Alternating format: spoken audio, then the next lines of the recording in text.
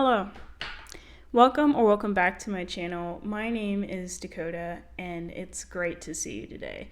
Even though I'm actually not looking at you, I'm indeed looking at my camera. The thought of looking at you, watching me, I guess is a little bit nice. Well, anyways, I graduated with my degree in computer science and so can you. Getting my degree was a long, arduous process and wow. I feel like it took forever. I did not think the day was ever going to come, but it did. And it came December 18th, 2022, which was like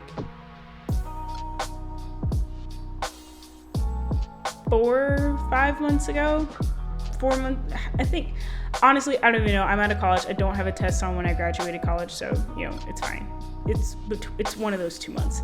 But yeah, so the degree, it took a long time to get. Honestly, I didn't think the day was ever going to come, and it did, and it went fast. So if you're out there struggling right now, you're not alone. Let's talk about my interests when I was younger, a little bit of a background, if you will. So I really enjoyed the things you would think someone that would grow up to major in computer science would enjoy. So I like to take apart Xbox 360 controllers, and I wanted to put Wi-Fi on my SMS text messenger when I was about 7 years old. And of course that wasn't going to work, but you couldn't tell me that. I was going to try anyways, and I did, and I failed, and that's fine. And I also enjoy playing video games, and I know who doesn't enjoy playing video games, but I felt like, if I were to say, oh, I'm a computer science major, and someone were to ask me, oh, what did you enjoy when you were a kid? And I were to say video games, it would be like figures. So I felt like I should add that in just because, call it semantics, if you will. I don't know. Honestly, as it related to my interests, it was more than what I did, like playing video games or, being interested in getting a Nintendo 3DS. I love to learn, I love to understand, I love to use my imagination to create something, and guess what? Technology is a vehicle for all of that. When it came to choosing my major, unfortunately, it took me a little bit to realize that computer science was the fit for me. Maybe you can ask like my friends or my family. When I was younger, they probably thought that I was going to become a pharmacist. My parents wanted me to be a pharmacist or a nurse, and that just didn't end up happening. But I felt, I strayed away from computer science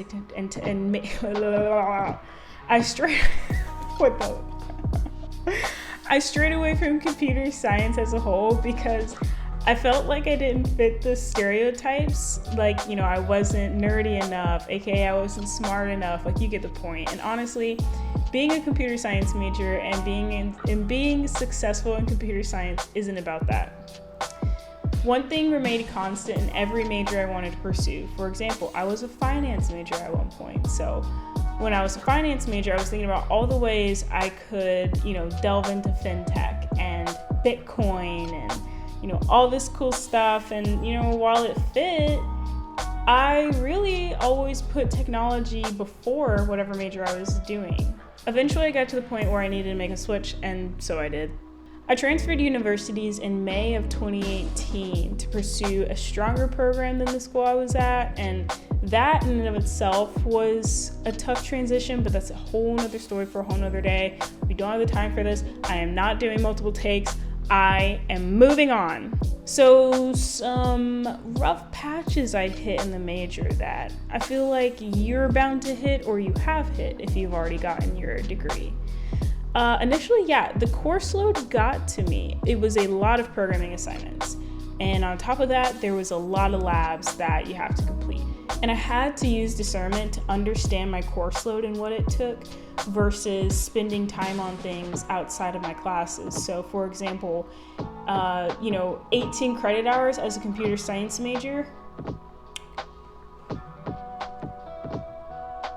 kiss it, just kiss it goodbye. There was long nights of sacrifice, and topics move really fast in computer science, just like technology. And for me, that meant studying earlier and longer just to be able to, make sure I was on top of the topics that I was learning. But at the same time, I ran into a lot of trouble of not giving myself enough breaks, not giving myself enough time with my friends. And so one thing to note here is that balance is very important. And honestly, I don't even think you can get any degree without balance. I've always been used to teaching myself things and explaining things to myself in concepts that make sense. I liked it that way.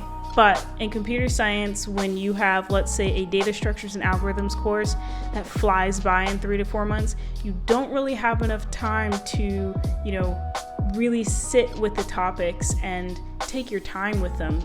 It moves fast a lot of the times, and so you have to take what your instructor gives you, ingest it, and be ready for the test. And honestly, learning like that just wasn't really it for me. I struggled really hard with that, so I had to really let myself learn the way I needed to learn. I had to accept it.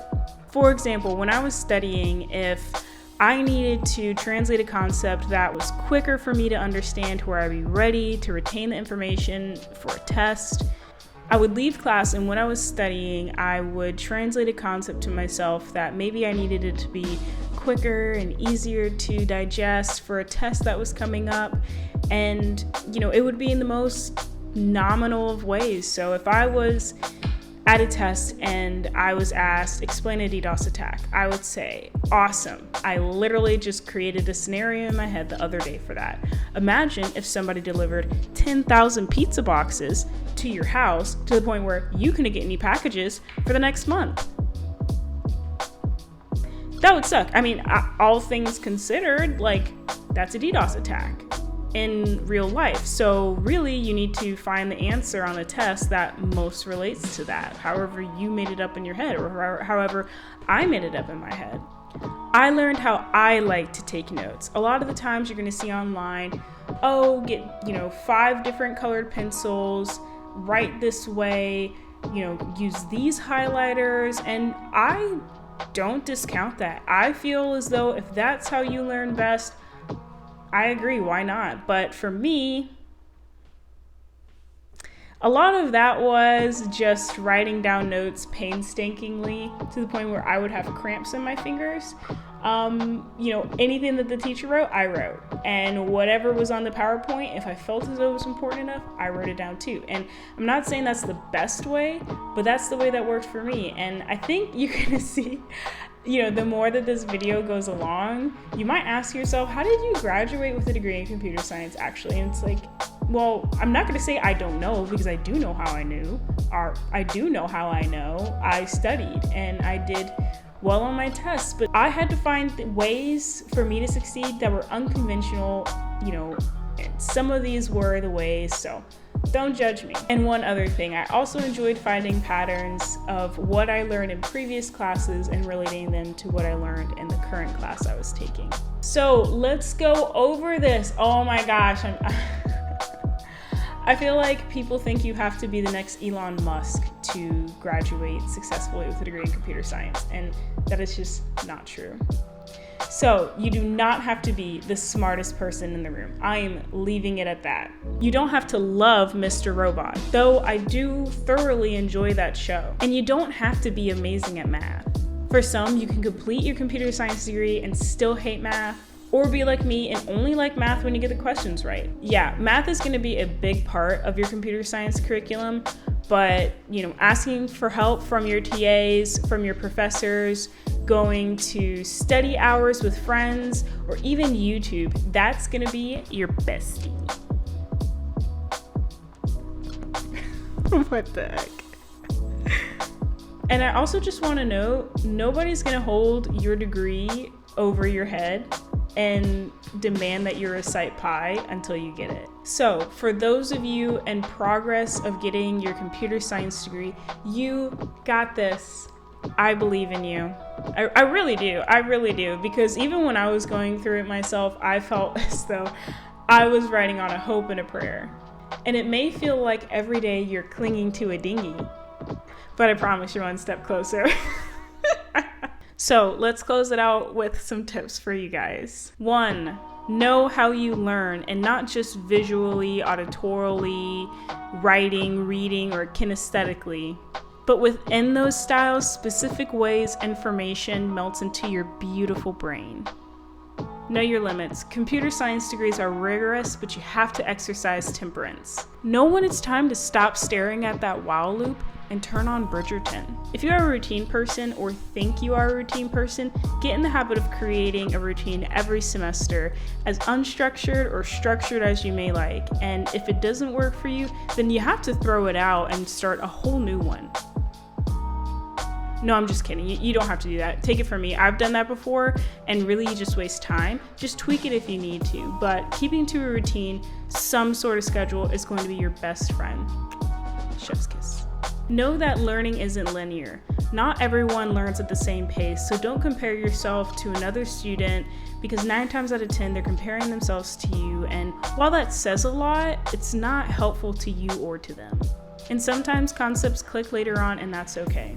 My last tip, raise your hand in class. Professors will love you, and you'll thank yourself later when you're studying for 5 hours and you really feel like you haven't gotten anywhere, but you remembered the question you asked your professor, and wow, that's the answer to your problem. It's happened to me many times, but I don't know about anybody else, but it's happened to me.